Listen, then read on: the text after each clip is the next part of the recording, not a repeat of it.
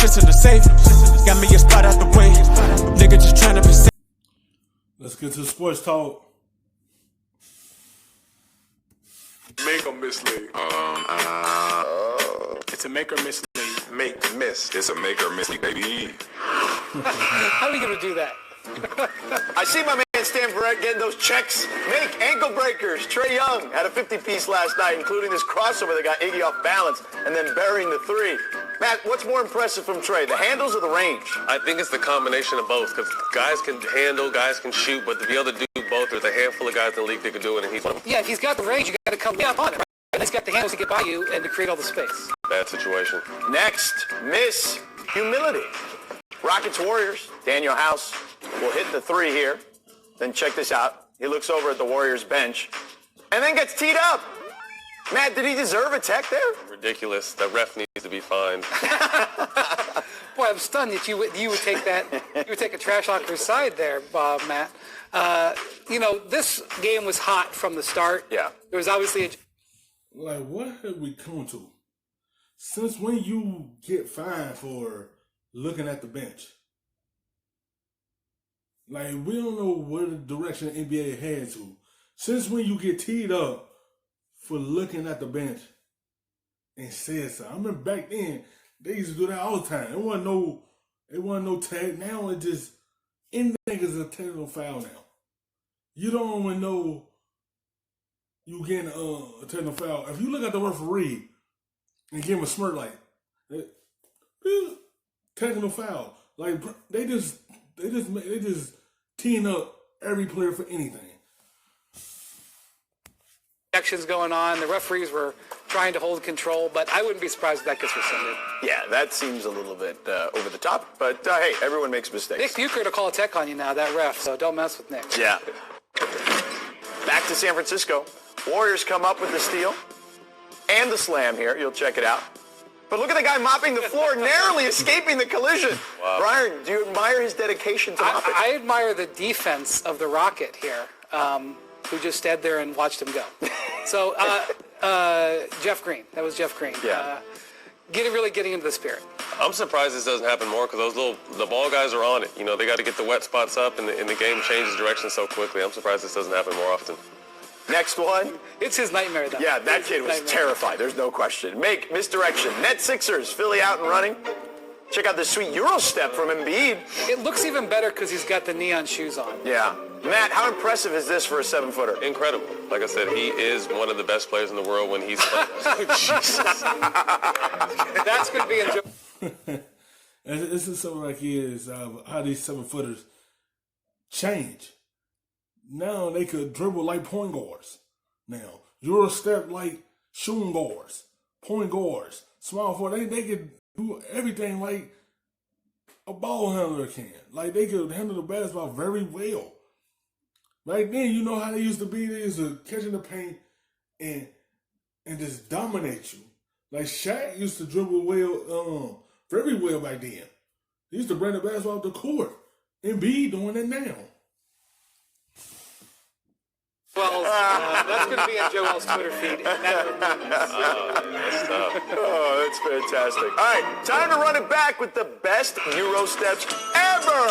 Oh. Number 3, Russ on MCW back in 2017. Ooh, hello, he froze him right there. That's nice. That's nice. Oh, youngster, come on now. Number 2, we got Giannis in OKC. Little revenge. This is back in 2016. Hello. Wow. With the left hand. Strong finish. Yeah. No reaction. No reaction. Like he does this every time. Right. There's nothing you can do about that. No doubt. And one on that play? About that. Yeah. And number 1, D-Wade on KG in the playoffs in 2011. Windhorse, you and I were there. Wait a minute. That was the Hezzy into the Euro step. Turn him around. You know who we forgot too was Ginobili. Ginobili has some classic. Ginobili does, for sure. The early Ginobili That's was 2 Euro and days in a dunk. row we've shown KG getting shown up here. We are pressing our luck. I just want you to know. All right, welcome back to The Jump. Brooklyn's injury concerns went from bad to worse yesterday. Sean Marks spoke to the media in Philadelphia and announced that Kyrie will undergo season-ending shoulder surgery. Kyrie's put up 27 points a night but has appeared in just 20 of Brooklyn's 54 games. So, Matt, how should the Nets treat the rest of the regular season? They're firmly in the 7th spot in the East at the moment. Just continue to play hard. Continue to play hard. We all knew that next year was supposed to be the year that they were going to be measured off of, and with the return of KD. I think the most important thing here is, as much as Kyrie didn't want to have surgery, he doesn't want this to continue to nag. You know, surgeries or something. It's as simple as they gonna continue play hard, making the playoffs, because next season you gonna have Kyrie and Kevin Durant. Only thing they gonna be concerned about is Kyrie's injuries. That's the only thing that's been hurting him in his whole career. It's just them injuries. And that's the only thing they worry about. But other than that, they going to keep playing hard and keep that spot. Because once they get fully healthy next season, it's going to be a different Brooklyn team once you have KD and Kyrie on the floor together. Serious, shoulders or something serious. You don't want this to continue to nag. Like I said, KD is getting better. Hopefully this won't be something that keeps him down too long, but he'll be ready to go for next year. And everyone's excited to see what the Nets are about next year. But they play hard. They're going to continue to play hard.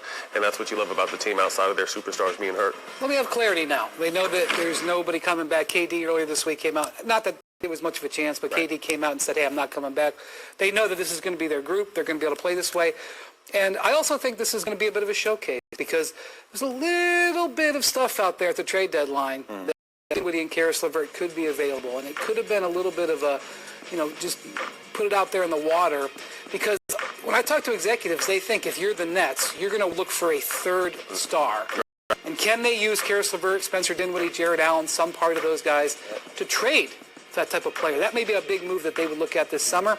So it's be a great opportunity for them to showcase those guys and those guys to have great playoffs to set it up. Matt, do you think that it's an audition, 1,000. whether it's for someone else or for them? 1,000%. Like I said, I think they knew, regardless, they had a kind of a ceiling this year. Maybe a gift and a curse. Kyrie being done. It is a gift and a curse. But that lineup is solid right there. That lineup like to score. Who gonna take the back seat? And not try to do a whole lot. Because majority of the points will come from KD and Kyrie.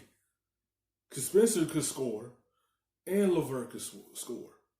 So we got to see how that's going to work out. Like, they have a good lineup for next year. That's a good, solid starting five next year.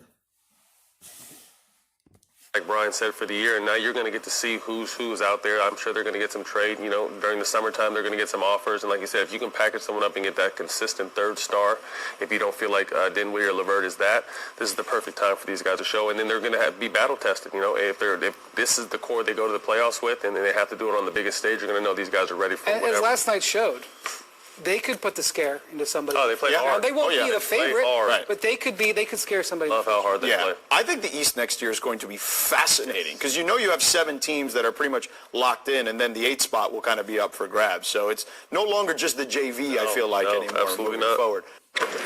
Thanks for watching ESPN on YouTube. For more... But it look like a rub, nigga, I gotta be safe.